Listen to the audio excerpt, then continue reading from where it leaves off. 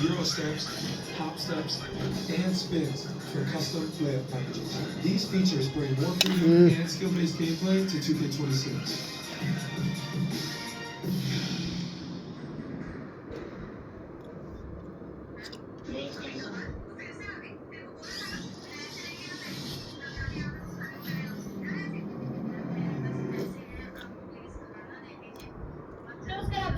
News और मैं आपके साथ 3 साल का वक्त बीत चुका है, लेकिन रशिया और यूक्रेन के बीच रिश्ते सुधरने के नाम नहीं है।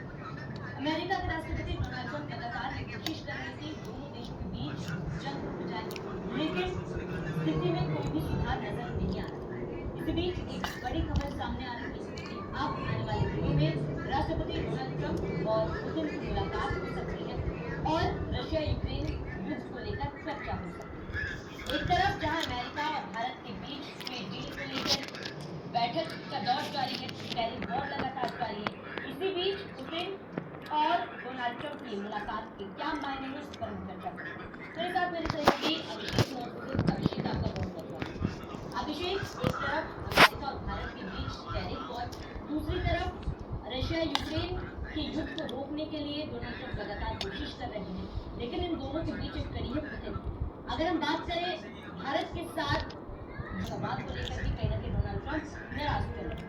आप कहा जा रहे थे दोनों की मुलाकात दोनों की मुलाकात के क्या मायने हैं, आगे हम इस मुलाकात को कैसे देख सकते हैं?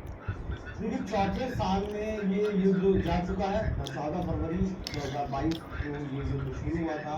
दोनों देशों का बहुत सारा नुकसान हुआ है, सैनिकों की हानि हुई है, हथियार बहुत सारा लगा है और दुनिया लगातार इस युद्ध को देख रही है। इससे समझ रही इस मुलाकात जो 15 अगस्त को होने वाली है, इससे पहले इसकी टाइमलाइन को थोड़ा सा समझना पड़ेगा आपको। कल ही फोन का बहुत ज़्यादा दौर चला और तो भारत कहने से विद्रोहाल रशिया पहुंचे थे। वहाँ पहुंचकर उन्होंने ऐलान किया, पुष्टि की कि रशिया के जो राष्ट्रपति हैं वो भारत आएंगे, मतलब पुतिन भारत आएंगे। इसके बाद पुतिन प्रधानमंत्री मोदी से फोन पर बात करते हैं। इसके बाद पुतिन जो है ब्राजील के राष्ट्राध्यक्ष लूला डी सिल्वा से बात करते हैं। फिर प्रधानमंत्री मोदी को दी गई, प्रधानमंत्री मोदी को पूछ गई क्योंकि अमेरिका जो भी कुछ करता है यूक्रेन और रशिया के मामले पर वो बात की जानकारी दे रहा है। अब आपने कहा कि रशिया इस बीच में कड़ी है, रशिया एक कड़ी नहीं है बल्कि रशिया एक जड़ है, क्योंकि ट्रंप ने कहा था कि 24 घंटे में वो युद्ध रुका, उसमें इस तरीके की कुछ इजाफा हो। लेकिन प्रधानमंत्री मोदी ने खुद ट्वीट कर इसकी जानकारी दी थी और कहा था कि had a very good and detailed conversation with my friend president Putin. जिसके बाद फिर आते हैं सोशल मीडिया पर, अपने ट्वीट पर आते हैं और वो भी कहते हैं कि एक मीटिंग होने वाली है मेरे और पुतिन के बीच में और ये मीटिंग 15 अगस्त 2025 को अलास्का में होने वाली है। अलास्का वही जगह है जो 1867 में रूल बाय रशिया ही हुआ करती थी, रशियन एम्पायर का, लेकिन वो बेच दी गई थी फिर अमेरिका को दिखता। अफसोस भी रशिया आज तक करता है क्योंकि स्ट्रेटेजिक तौर पर अगर वो जगह रशिया के पास होती तो शायद रशिया इतना कमजोर नहीं होता। देखिए, रशिया और अलास्का जो दोनों जगह है उसके बीच में बस समुद्र है, लगभग 200 से 300 किलोमीटर का इलाका लगता है। वहाँ दोनों देशों के बीच ये सहमति बनी है। अब सहमति में इसको मीटिंग में क्या हो सकता है? देखिए, ऐसा हो सकता है कहीं मीडिया आउटलेट्स की हेडलाइन भी है कि रूस की तरफ से कहा गया है कि उन्हें ईस्टर्न यूक्रेन चाहिए।